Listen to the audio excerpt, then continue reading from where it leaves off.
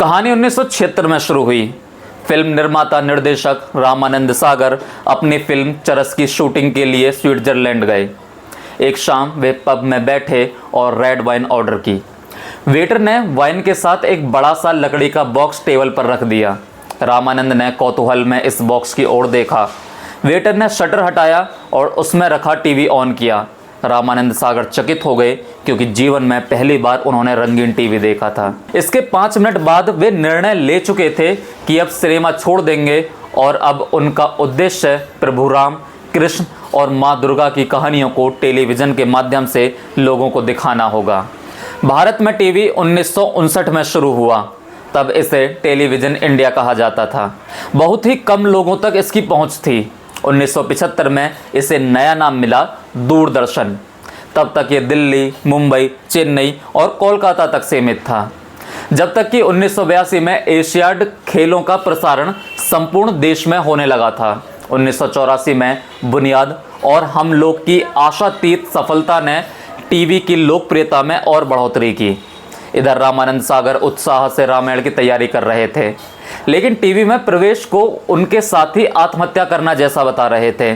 Cinema में अच्छी position छोड़ टीवी में जाना आज भी फिल्म मेकर्स के लिए आत्महत्या जैसा ही है। रामानंद इन सबसे अविचलित अपने काम में लगे रहे।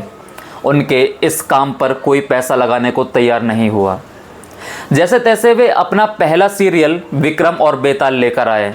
सीरियल बहुत सफल हुआ। हर आयु वर्ग के दर्शकों ने इसे सराहा। यहीं से टीवी में स्पेशल इफ़ेक्ट्स दिखने लगे थे।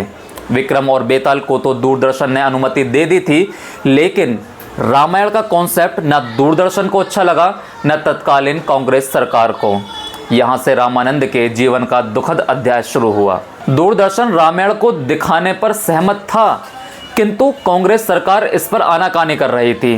दूरदर्शन अधिकारियों ने जैसे तैसे रामानंद सागर को स्लॉट देने की अनुमति भी सरकार से ले ली। ये सारे संस्मरण रामानंद जी के पुत्र प्रेम सागर ने एक किताब में लिखे थे। तो दिल्ली के राजनीतिक गलियारों में रामायण को लेकर अंतर्विरोध देखने को मिल रहा था। सूचना एवं प्रसारण मंत्री बीएन गौड़ को डर था कि ये धारावाहिक न केवल हिंदुओं में गर्व की भावना को जन्म देगा, अपितु तेजी से उभर रही भारतीय जनता पार्टी को भी इससे लाभ होगा। हालांकि राजीव गांधी के हस्तक्षेप से विरोध शांत हो गया। इससे पहले रामानंद को अत्यंत कड़ा संघर्ष करना पड़ा था। वे दिल्ली के चक्कर लगाया करते कि दूरदर्शन उनको अनुमति दे दे, लेकिन सरकारी घाबपन दूरदर्शन में भी व्याप्त था। घंटों वे मंडी हाउस में खड़े रहकर अपनी बारी का इंतजार करते। कभी वे अशोका होटल में रुक जाते, इस आस में कि कभी कोई बुलावा आ जाए।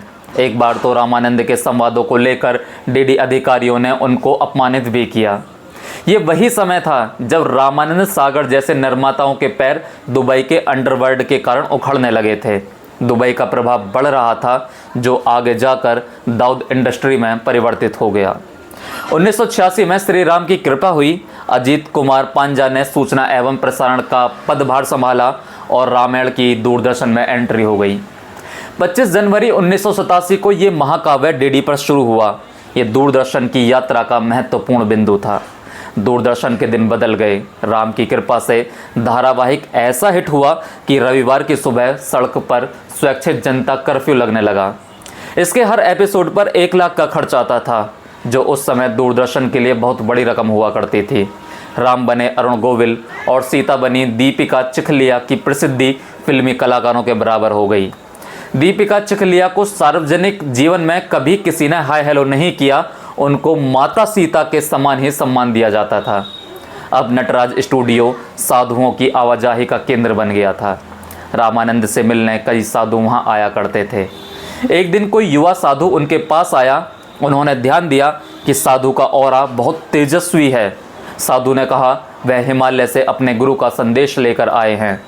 तत्क्षण साधु की भाव भंगिमाएं बदल गईं। वह गरज कर बोले, तुम किससे इतना डरते हो? अपना घमंड त्याग दो। तुम रामायण बना रहे हो, निर्भीक होकर बनाओ।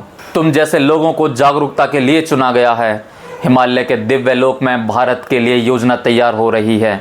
अति शीघ्र भारत विश्व का मुखिया बनेगा।